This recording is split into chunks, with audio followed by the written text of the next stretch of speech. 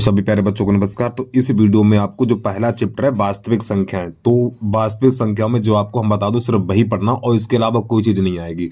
तो इस वीडियो में बहुत ही महत्वपूर्ण प्रश्नों को बताने वाला हूं और इससे बाहर बोर्ड की परीक्षा में कुछ नहीं आने वाला, बता रहा हूं। ठीक, तो प्रश्न नंबर पहला आप देख रहे हैं, संख्या 6, 72 और 120 का अभाज्य गुणनखंड द्वारा HCF यानी अर्थात मासा, एलसीएम यानी कि लासा हमें ज्ञात करना है। चलिए कैसे करेंगे देखना। तो सबसे पहले 6 के अभाज्य गुणनखंड काटने हैं इस प्रकार, ठीक, और 72 के अभाज्य गुणनखंड काटने हैं ऐसे करके, और इसके बाद 120 के आपको अभाज्य गुणनखंड काटने हैं। ठीक है, चलिए समझिए। तो सबसे पहले 2 से काटेंगे, तो 2 तिया 6 और 3 एकन 3। अब यहाँ पे क्या, फिर इसको 2 से काटेंगे, तो 2 तिया 6, 2 छंग 12, फिर 2 से काटेंगे, 2 एकन 2, 2 अट्ठे 16 और 2 नेम 18। अब 3 से काटेंगे, 3 त्रिका 9 और 3 एकन 3। इस प्रकार यहाँ पे देखिए 2 से काटेंगे इसको तो ये 60 हो जाएगा। फिर 2 तिया 6, फिर 2 से काटेंगे तो ये हो जाएगा हमारा 15। अब ये काटेंगे 3 से और 3 पंजे 15 और 5 एकन 5। अब यहाँ पे सबसे पहले इसका निकालना मासा, तो यहाँ पे लिखेंगे पहले 6 बराबर 2 गुणा 3, 2 गुणा 3। अब इसके बाद 72 बराबर लिखेंगे, 72 बराबर, तो ये 72 के गुणनखंड लिखेंगे सभी हम। तो 2 गुणा 2 गुणा 3, सॉरी 2 गुणा 2 गुणा 2, 2 3 बार है ना हमारा, 2 गुणा 2 गुणा 2 और गुणा 3 और गुणा 3। अब इसके बाद 120 को लिखेंगे, 120 बराबर, तो 2 गुणा 2 गुणा 2 गुणा 3 और गुणा 5। अब इसको हल करिए, तो ऐसे लकीर करेंगे। अब यहाँ पे लिखेंगे सबसे पहले निकालना है इसका मासा। अब देखो मासा प्यारे बच्चों कैसे निकालते हैं, मासा जो तीनों में जोड़ा बनना चाहिए। देखो 2 इसमें, 2 इसमें, 2 इसमें, ठीक, तो ये 2 लिख लिया। अब इसके बाद ये 3 इसमें, 3 इसमें, 3 इसमें, ये 3 लिख लिया। ठीक है, तो 3 दूनी 6, तो ये तो हो गया हमारा मासा। तो मासा कितना हो गया, 6 हो गया। अब इसका निकालना है लासा, तो नई लाइन से इसी के नीचे लिखेंगे लासा बराबर, लासा बराबर। तो लासा निकालने के लिए सबसे पहले मासा लिख लो, ठीक, तो मासा कितना 6 है। अब यहाँ पर देखिए, अब देखो इन दोनों में 1 लिखा जाएगा तो ये 2 लिखेंगे। इसके बाद इन दोनों में 1 लिखा जाएगा, ये 2 लिखेंगे। फिर इसके बाद अब यहाँ पे ये 3 और 5 बचे हुए हैं, तो इन दोनों का गुणा करके, इन दोनों का गुणा नहीं 15 लिख लीजिए यहाँ पर ऐसे करके 15। हल कर लीजिए इसको, तो 6 गुणा 15 दूनी 30, 15 दूनी 30 और 30 दूनी 60। अब इसका गुणा इसमें करेंगे तो हमारा हो जाएगा 360। तो ये हमारा प्रश्न पूरा हल हो गया है। ठीक है, चलिए एक बार प्रश्न को पूरा देख लीजिए, उम्मीद है आपको समझ में आ गया होगा। अब इसके बाद प्रश्न नंबर 2 कैसे है वो कैसे करते हैं देखना। तो इस वीडियो में बहुत ही महत्वपूर्ण प्रश्न बताने वाला हूं और इससे बाहर एक भी प्रश्न नहीं जाने वाला, बता रहा हूं। वीडियो को पूरा देख के जाना आप। तो प्रश्न नंबर 2 है हमारा, तो यहाँ पे देखिए आप प्रश्न देख सकते हो। तो यहाँ पे 65 और 117 के HCF।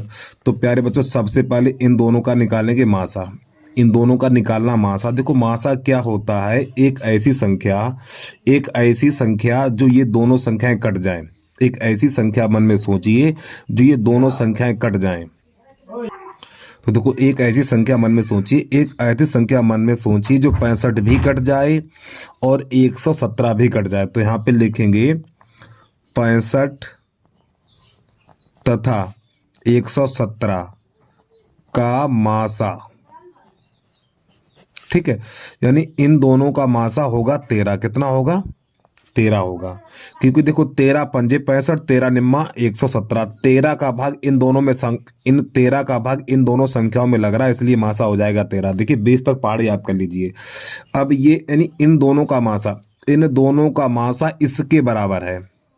ठीक है, यानी इन दोनों का मासा इसके बराबर है। तो यहाँ पे नई लाइन से लिखेंगे 65 m माइनस का 117 और बराबर 13। इस प्रकार उम्मीद है चीज समझ में आ गई होगी आपको। अब यहाँ पे क्या करेंगे, तो इसमें से 13 कॉमन ले लो। इसमें से जब 13 हम कॉमन लेंगे तो देखो 13 पंजे 65 m और 13 निम्मा 117 और बराबर हो जाएगा 13। तो देखो 13 से 13 कट जाएगा तो यहाँ पे 1 बचेगा।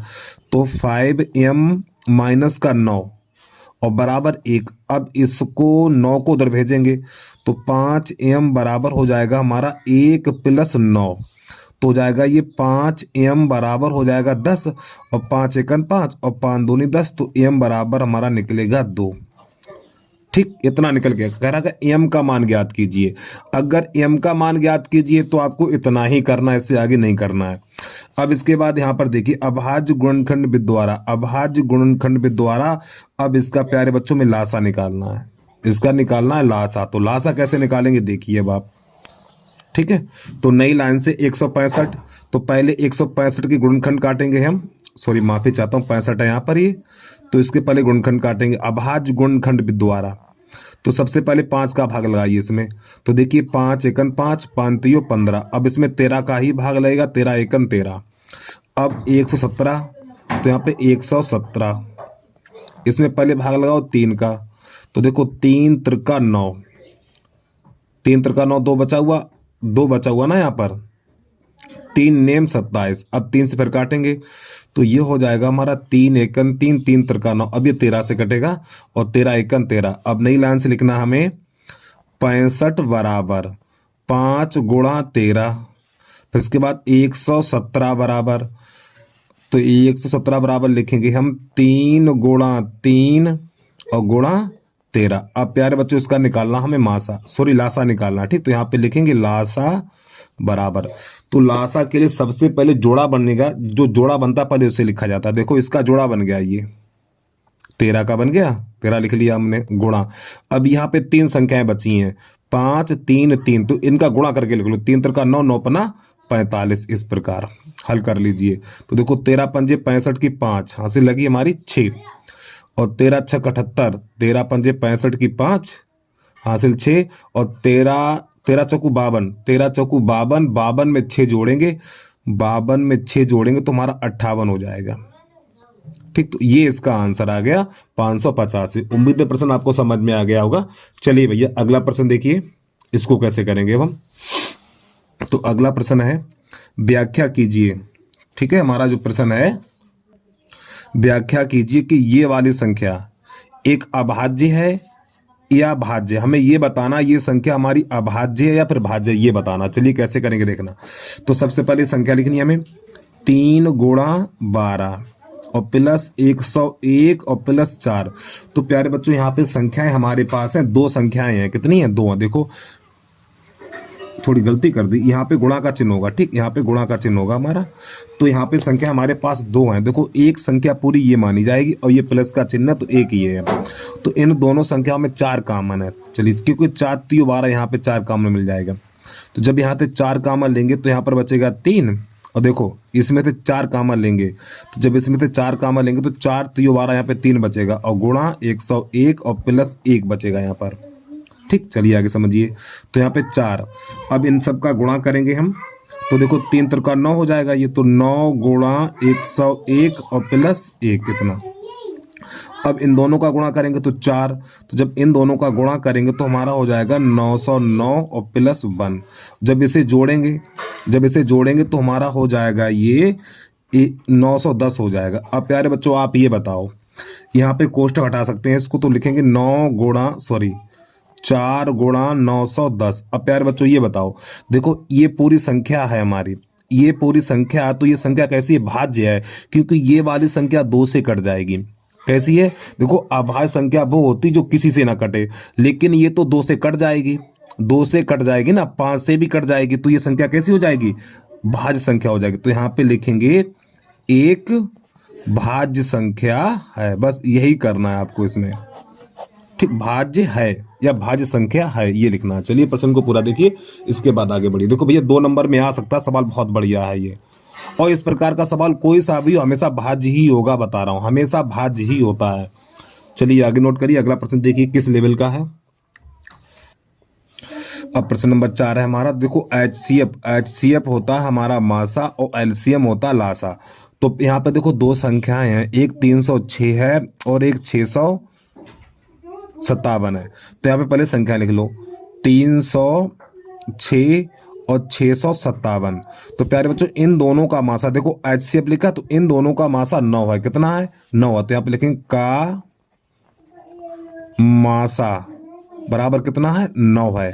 तो यहाँ पे लासा ज्ञात करना है। क्या ज्ञात करना? लासा ज्ञात करना। अब यहाँ पे ये भी नहीं पूछा भाज्य से करना कैसे करना है, ठीक है। तो इसके लिए आपको एक सूत्र याद रखना पड़ेगा। देखिए, लासा गुणा मासा बराबर पहली संख्या और गुणा दूसरी संख्या। आपको ये सूत्र याद करना पड़ेगा, ठीक है। ये प्यारे बच्चों हमारा है सूत्र। और प्यारे बच्चों आपसे छोटी सी विनती है भैया, यदि आपको वीडियो अच्छा लगा तो प्लीज़ यूट्यूब चैनल को सब्सक्राइब कर लीजिए, वीडियो को लाइक कर लीजिए, ठीक है। चलिए समझिए अब यहाँ पे इसे कैसे करेंगे। तो इसका लासा ज्ञात करना, तो लासा को ऐसे छोड़ दीजिए आप, लासा। और गुणा मासा कितना है? तो मासा 9 है, तो 9 लिख लीजिए। अब पहली संख्या ये हमारी मानी जाती पहली संख्या 306, और गुणा ये दूसरी संख्या है 657, गुणा कर दीजिए। तो देखो 9 1 9, इसमें से कोई एक संख्या काटो, चाहे ये काटो चाहे ये काटो, तो 9 1 9। जब इसको काटेंगे तो देखिए 9 3 27, यहाँ पे 3 बचा, तो 9 चौक 36, इतना हो जाएगा हमारा। अब इसका हम कर देंगे गुणा। तो जब प्यारे बच्चों आप इसका गुणा करेंगे तो गुणा निकल के आएगा हमारा 25 600 9 7 63 3, ठीक। ये इसका आंसर आ जाएगा। चलिए अगला प्रश्न देखिए, बिल्कुल इसी तरीके का है सवाल। तो देखो अगर ये कम समझ में आया तो दूसरा समझेंगे तो पूरा 100% समझ में आ जाएगा। देखिए तो प्यारे बच्चों यहाँ पे ये दो संख्याएं हमारी, तो यहाँ पे लिखेंगे 120 कामा 225 का मासा बराबर कितना है 15 है, ठीक। बिल्कुल यही काम लिखना आपको, ठीक, बिल्कुल सेम यही करना और इनका लासा ज्ञात करना। तो सूत्र आपको यही लिखना पड़ेगा। तो यहाँ पे लिखेंगे लासा गुणा मासा बराबर पहली संख्या गुणा दूसरी संख्या। ये हमारा है प्यारे बच्चों सूत्र, मान लगा दीजिए। तो देखो इसको लासा तो पता नहीं, तो लासा को ऐसे छोड़ देना है। और मासा कितना 15, तो यहाँ पे 15 लिख लीजिए। और पहली संख्या हमारी 120 है और दूसरी संख्या हमारी है 225, ठीक, इतनी। अब इसको जो 15 है ना, या तो ये काटो या ये काटो, एक ही संख्या काटी जाएगी। तो देखो 15 एकन 15 और 15 एकन 15, तो यहाँ पे बचा हुआ 7, 15 पना 75 हो जाएगा हमारा। तो यहाँ पे लासा बराबर हम लिखेंगे, तो देखो पहले तो 0 लगा लो, और 15 दूनी 30 की 0 हासिल 3 लगी है, 15 एकन 15, 15 3 18। तो प्यारे बच्चों इसका आंसर हो जाएगा 1800। उम्मीद है आपको समझ में आ गया होगा। चलिए यहाँ पे देखिए बिल्कुल इसी की तरह सवाल है जो शुरुआत में मैंने आपको बताया था। देखो यदि यानी इन दोनों संख्याओं का मासा, देखो प्यारे बच्चों यहाँ पे जो सवाल लिखा हुआ है, यानी कि यहाँ पे इन दोनों संख्याओं का मासा निकालना पहले, और मासा को इसके बराबर करना है हमें, ठीक। मासा को इसके बराबर करना। हमें तो लग रहा कि प्रश्न गलती कर दी यार कहीं पे हमने। प्यारे बच्चों यहाँ पे 5 बना हुआ, ठीक, कितना है 5 है। ये 225 माइनस 225 गुणा 5 माइनस 10x, ठीक। तो x का मान ज्ञात कीजिए। चलिए समझिए। तो सबसे पहले इन दोनों का मासा निकालना है हमें, सबसे पहले भैया इन दोनों का मासा निकालना है। तो देखिए मासा कैसे निकालेंगे, थोड़ा इस साइड निकाल के दिखाई दे रहे हैं आपको। तो यहाँ पे 60 का भाग लगाना है हमें 225 में, तो ये जाएगा 3 बार, तो 180 होता है। अब यहाँ बचेगा 5 और यहाँ पर बचेगा हमारा 4, दोबारा भाग चालू करेंगे। तो यहाँ पे लिखेंगे 60, तो 45 एकन 45, तो यहाँ पर बचेगा हमारा 15। फिर दोबारा से भाग करेंगे तो यहाँ पे अंदर लिखेंगे 45, ठीक है। तो 15 3 45। तो प्यारे बच्चों यहाँ पे मासा कितना निकला, मासा निकला 15। तो यहाँ पे लिखना है मासा बराबर 15, ठीक है। थोड़ा जूम करके दिखा दो, ये तो काम आपको आता होगा यार, ठीक। अब समझिए, तो इन दोनों का मासा कितना निकला है, मासा निकला 15। तो इधर लिखेंगे 15, तो 15 बराबर, ठीक, 15 बराबर। अब ध्यान समझना, अब इसका गुणा इसमें कर दो। तो देखो 55 25 की 5 हासिल लगी हमारी 2, 5 दूनी 10 10 2 12, 55 25 की 5 हासिल 2, 5 दूनी 10 10 2 12 हासिल लगी 1, 5 दूनी 10 10 और 1 11, इतना हो जाएगा। और माइनस का 10x हो जाएगा। अब प्यारे बच्चों देखो 10x को लाओ इधर और 15 को भेजो इधर, तो हो जाएगा 10x बराबर 11 25 और माइनस 15, इस प्रकार। तो ये हो जाएगा 10x बराबर, जब इसे घटाएंगे 5 में से 5 जाएगा 0, 2 में से 1 जाएगा 1 और इधर 11 ऐसे ही रहेगा। अब ये हमारा 0 से 0 कट जाएगा, तो x बराबर निकलेगा 111। ये प्रश्न का आंसर आ गया। उम्मीद है प्रश्न आपको समझ में आ गया होगा भैया, ठीक है। चलिए अगला देखिए, अगला प्रश्न किस प्रकार से करते हैं अब ये प्रश्न बहुत ही बढ़िया प्रश्न है। देखो यहाँ पे दिखाइए कि √3 एक अपरिमेय संख्या है। आप इसको सीख लो तो आप कौन कौन से कर सकते हो, √2, √3, √5, √7, √11, इस प्रकार के सभी प्रश्न आप हल कर सकते हो। अगर आप एक सीख लेते हो तो ये सभी कर सकते हैं। चलिए शुरुआत कैसे करते हैं। तो प्रश्न है हमारा, दिखाइए कि √3 एक अपरिमेय संख्या। तो यहाँ पे लिखेंगे माना √3 एक परमेय संख्या है, परमेय संख्या है। इसका हमने विरोधाभास यानी उल्टा ले लिया। तो जब प्यारे बच्चों एक परमेय संख्या है तो परमेय संख्या को यानी √3 बराबर P बटा Q, यानी परमेय संख्या को P बटा Q के रूप में लिखा जाता है। तो आगे लिखेंगे जहां P तथा Q पूर्णांक है। क्या है, पूर्णांक है। फिर इसके बाद Q नॉट इक्वल 0, ये जरूर लिखना आपको। आप समझिए। तो यहाँ पे इसके नीचे चेक करें कैसे गुणा करेंगे, इसका इसमें और इसका इसमें। तो यहाँ पे लिखेंगे √3Q बराबर P। अब इसका दोनों पक्षों में वर्ग करेंगे हम, दोनों पक्षों में वर्ग करने पर, जब प्यारे बच्चों दोनों पक्षों में वर्ग करेंगे तो √3Q का होल वर्ग और बराबर P²। अब इसका अंडरू हट जाएगा तो हो जाएगा 3Q² बराबर P²। तो प्यारे बच्चों ये समीकरण को मान लेंगे हम A। अब एक चीज ध्यान समझना, आपने पढ़ा होगा, देखो थोड़ा एक साइड बता रहा हूँ, अलग बता रहा हूँ, ठीक है। जैसे कि मान लो 3x बराबर मान लो आपका 8 है, तो प्यारे बच्चों ये 3 कहाँ जाता है, ये 3 जाता 8 के नीचे, तो x बराबर हो जाएगा 8/3। अब क्या करते हो, इस 8 में 3 का भाग लगाते हैं, अर्थात 8 3 से विभाजित है। इसका अर्थ ही जो 8 है, 8 में 3 का भाग लग रहा है ना, 8 में 3 का भाग लग रहा है। तो यहां पे लिखेंगे 8 3 से विभाजित, ये लिखेंगे 3 से विभाजित है, ठीक। यहां पर भी यही कुछ होने वाला है। तो देखो यहां पे जो लिखा हुआ है 3Q² बराबर P² है। तो प्यारे बच्चों 3 कहां जाएगा, 3 जाएगा P² के नीचे, तो Q² बराबर हो जाएगा P²/3। ऐसे तो कुछ हो जाएगा। तो अब यहाँ पे क्या लिखेंगे, P² 3 से विभाजित है, तो यहीं पे लिखेंगे हम। लेकिन ये इसके नीचे लेके नहीं जाएंगे, ये काम अलग करके देख लेंगे, ठीक है। तो लिखेंगे P² 3 से विभाजित हो, तो यहाँ पे लिखेंगे P² 3 से विभाजित है, विभाजित है, यानी P² 3 से विभाजित है। अब ये 2 घात हटा देंगे तो लिखेंगे P भी 3 से विभाजित है, और ये मानेंगे समीकरण नंबर 1। अब नई लाइन से लिखेंगे, देखो ये P है, इस P की जगह पे 3K लिखेंगे। अगर यहाँ 5 है तो P बराबर 5K लिखेंगे। देखिए समझिए, तो P बराबर 3K। अगर यहाँ पे 3 है, अगर यहाँ पे 3 है तो यहाँ पे 3 लिखेंगे। अगर यहाँ 5 है तो यहाँ पे 5 लिखेंगे। तो P बराबर 3K समीकरण A में रखने पर। तो प्यारे बच्चों इस P की जगह पे, इस P की जगह पे मैं 3K लिखना है। चलिए समझिए, तो इधर तो यही रहेगा हमारा 3Q² बराबर 3K का होल वर्ग हो जाएगा। इसकी जगह पे 3K लगाना है, तो 3Q² बराबर हो जाएगा हमारा 3 त्रिका 9K²। तो 3 एकम 3 और 3 त्रिका 9, तो इसको थोड़ा घुमा देंगे हम, 9K² बराबर, सॉरी माफी चाहता हूँ प्यारे बच्चों, 3 है तो यहाँ पे 3 लिखिए आप, 3Q² बराबर Q²। अब यहाँ पे समझिए, अब इसी प्रकार जैसे ये चीज आपने 3 उधर भेजा था, तो इसी प्रकार ये 3 कहाँ जाएगा, Q² के नीचे जाएगा, तो Q²/3 हो जाएगा।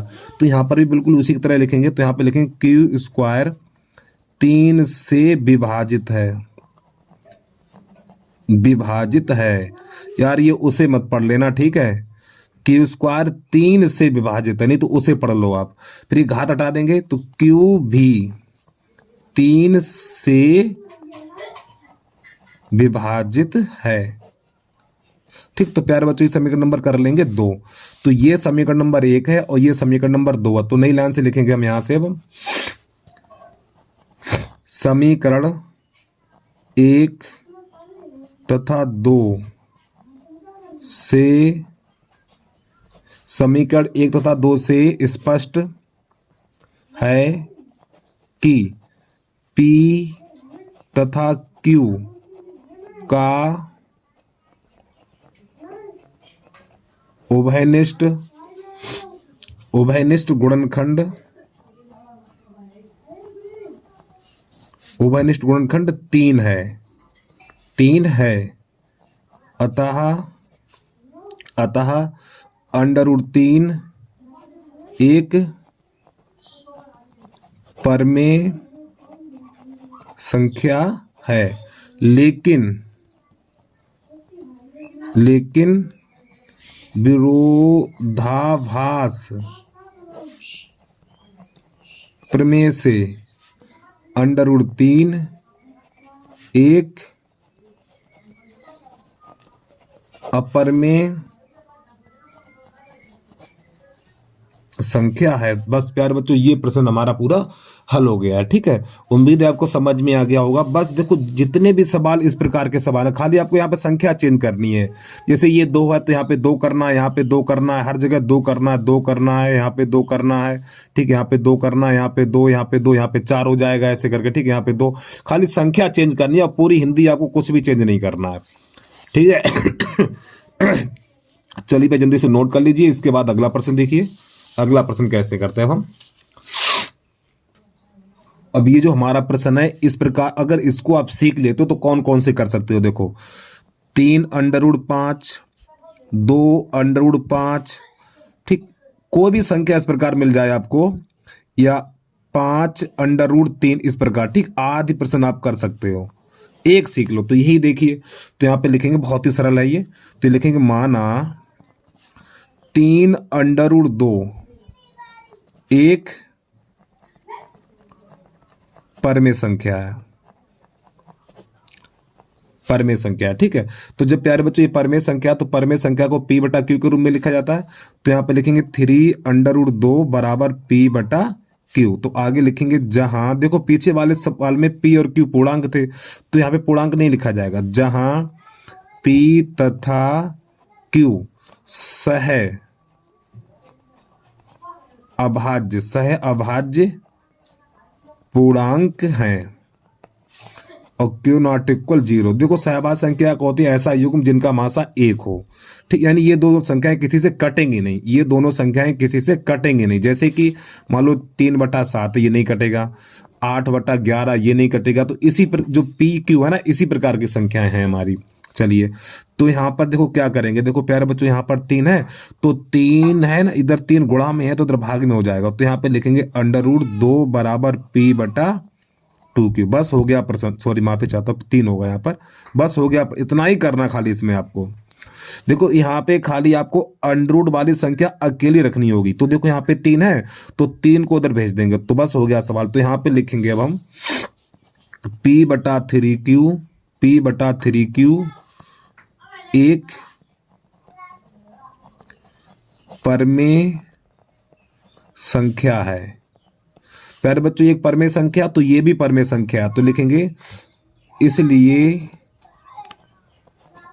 √2 भी एक परमेय संख्या है, लेकिन विरोधाभास प्रमेय से √2 एक अपरमेय संख्या है, अपरमेय संख्या है। तो नई लाइन से, अतः 3 √2 भी एक अपरमेय संख्या। बस हो गया सवाल, इसमें आपको उतना ही करना है। ठीक है, उम्मीद है समझ में आ गया होगा प्रश्न आपको। तो जब भी कोई भी इस प्रकार का प्रश्न है तो आपको ऐसे कर देना है। चलिए जल्दी से नोट कर लीजिए, अगला प्रश्न देखिए। इस वीडियो को देखने के बाद इस प्रश्नावली से एक भी सवाल नहीं बचेगा, बता रहा हूं, 100% यहीं से फंसेगा आपका। चलिए आगे देखिए। अब आपका प्रश्न, इस प्रकार के प्रश्न कैसे करेंगे, अगर आप इसको सीख लेते हो तो प्यारे बच्चों आप कौन कौन से कर सकते हो। देखो यहाँ पे जैसे कि 2 - √3, ठीक है, √5 - 3 इस प्रकार, और 2 √3 - 1, ठीक, इस प्रकार के सवाल आप सीख सकते हो अगर ये वाला सीख लेते हो तो। चलिए समझिए यहाँ पर कैसे करेंगे। तो स्टार्टिंग यहाँ से करेंगे, तो लिखेंगे माना 5 माइनस √3, 5 माइनस √3 एक परमेय संख्या है, परमेय संख्या है। और जब प्यारे बच्चों ये परमेय संख्या है तो परमेय संख्या को p बटा क्यू के रूप में लिखा जाता है। तो 5 माइनस √3 बराबर p बटा क्यू। फिर आगे लिखेंगे जहां, चलो p तथा q सह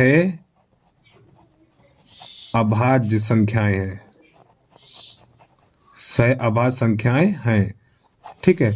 और Q नॉट इक्वल 0। अब प्यारे बच्चों ध्यान समझना, देखो जब भी इस प्रकार का सवाल हो तो हमें सिर्फ क्या अपरमेय संख्या यानी कि अंडरूट वाली संख्या को रखा जाएगा अकेला। तो इस संख्या को अकेला रखेंगे, इसको खाली अकेला रखना है और वो भी धनात्मक ही होना चाहिए।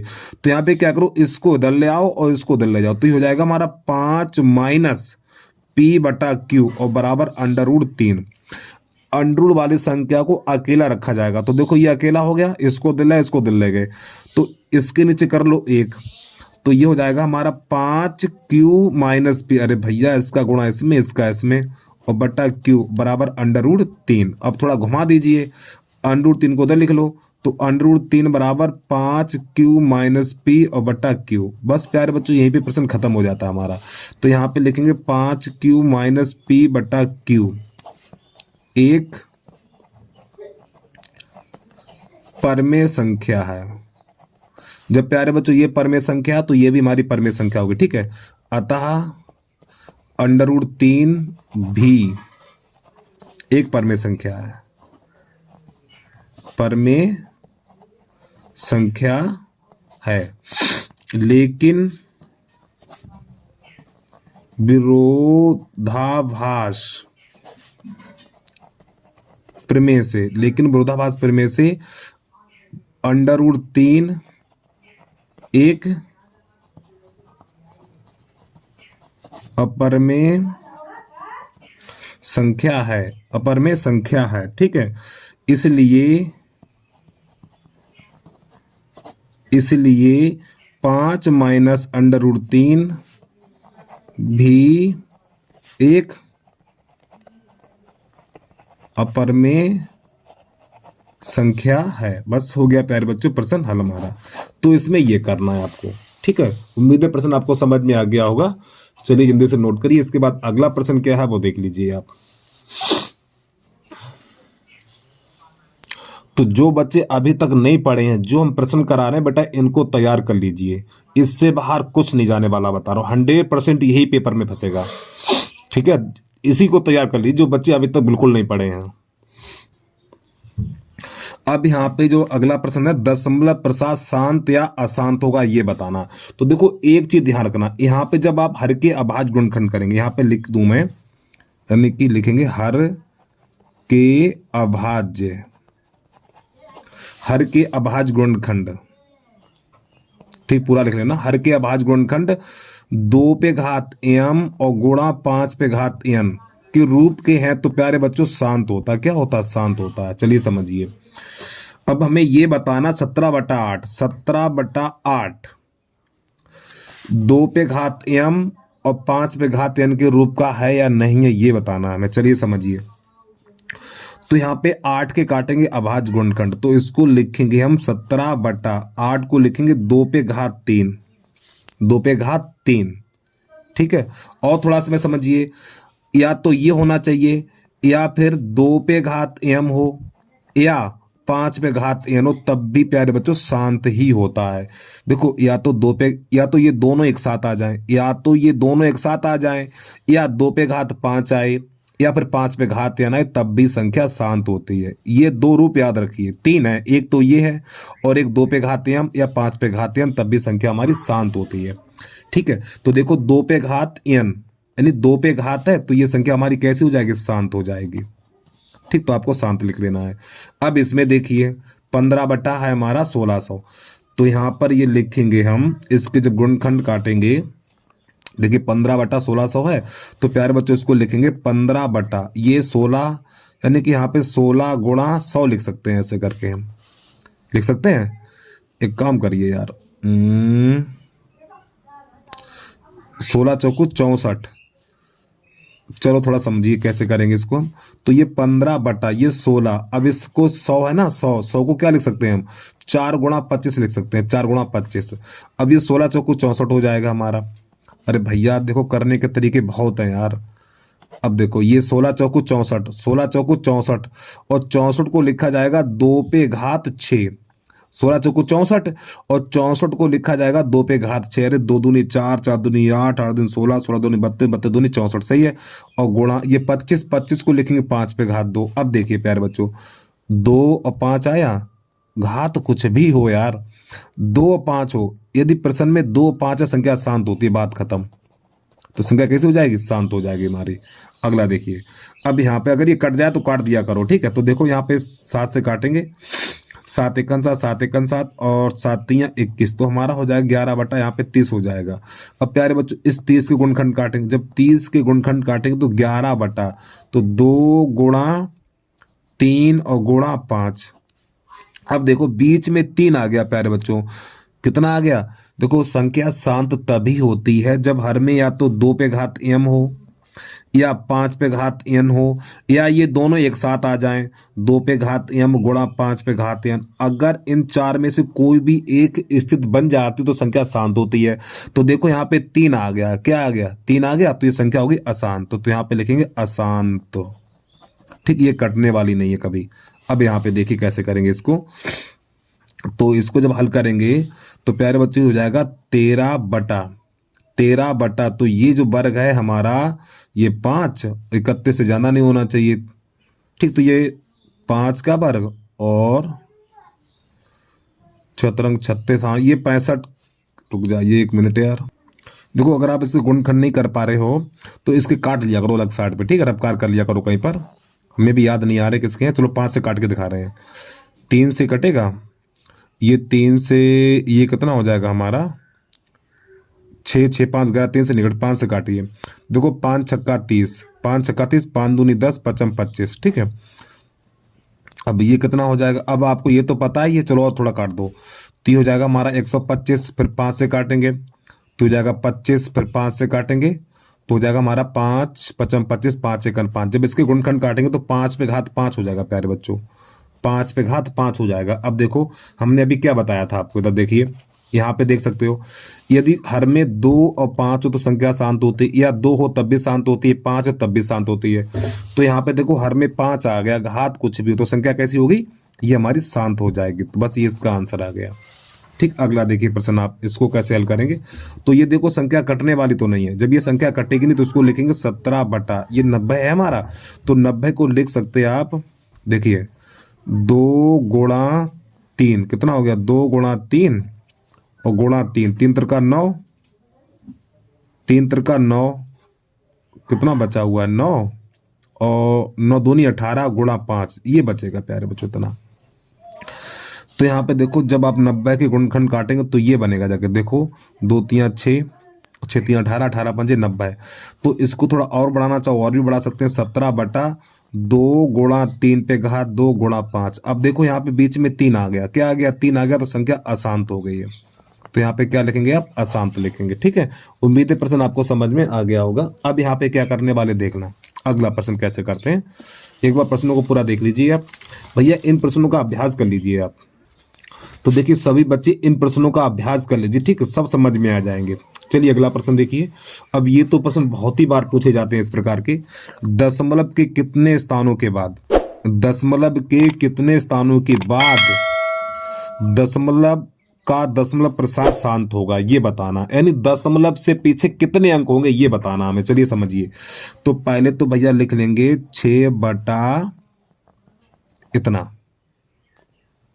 ठीक है। अब यहाँ पे क्या करेंगे देखना, तो यहाँ पे हम लिखने वाले हैं 6 बटा, तो देखो ये 1250 है, ठीक है। तो प्यारे बच्चों इसको लिखेंगे हम देखो अगर कोई देख गया तो इसके आप गुणनखंड अलग काट लिया करो। चलो मैं इधर काट के दिखा दे रहा हूँ, 1250, नहीं तो हम तो सीधे लिख देंगे तो आपको समझ में भी नहीं आएगा।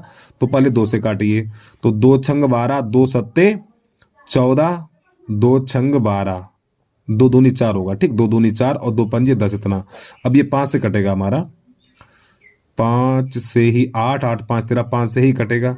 तो देखो 5 एकन 5, 5 दूनी 10, 5 25, फिर 5 से काटिए, ये हो जाएगा हमारा 25 हो जाएगा। फिर 5 से काटेंगे तो 5 5 25 और 5 एकन 5।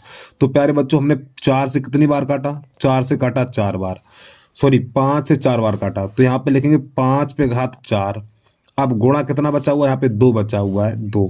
अब एक बात जरा ध्यान समझना, तो जब भी इस प्रकार का प्रश्न होगा तो हर में 2 और 5 ही होंगे, यानी 5 और 2 ही होंगे। तो जिसकी घात बड़ी होगी वही आंसर होगा, जिसकी घात बड़ी होगी।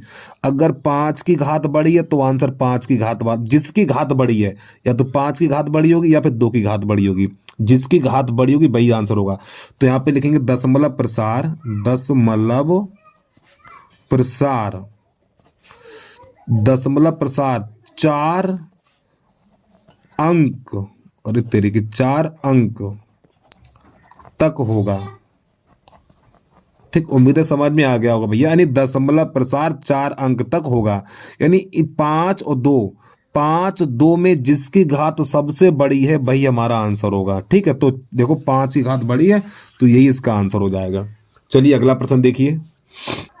अब यहाँ पे ये प्रश्न बिल्कुल उसी की तरह है। तो परमेय संख्या ये रखी हमारी का दशमलव प्रसार निम्नलिखित किन स्थानों तक के बाद समाप्त होगा, ये बताना, बिल्कुल उसी की तरह है। तो यहाँ पे 14,587 बटा, अभी तो मैंने सवाल को हल किया है इसको यार। तो यहाँ पे 1250 से गुणनखंड काटेंगे तो 2 गुणा 5 पे घात 4। अब देखो इसकी बड़ी घात 4 है ये वाली, तो इसका भी आंसर कितना हो जाएगा, 4 निकल के आएगा। दशमलव जो इसका यानी कि दशमलव 4 स्थानों के बाद समाप्त हो जाएगा, तो इसका आंसर 4 हो जाएगा। ठीक, उम्मीद आपको ये भी समझ में आ गया होगा। अगला प्रश्न देखिए बाप। तो प्यारे बच्चों अभी तक आप 1 घंटे से वीडियो देख रहे हो, लगभग 30 मिनट हो गए वीडियो देखते देखते। तो अगर आपको ये सभी प्रश्न समझ में आएगा तो सभी बच्चे इसका आंसर कमेंट में देके जाएंगे। ठीक है, यानी 227 बटा 625 का दशमलव प्रसार कितने अंकों यानी कितने स्थानों के बाद समाप्त होगा, इसका आंसर सभी आप कमेंट में देके जाएंगे। ठीक है, बस आज के लिए इतना ही। जय हिंद, जय भारत।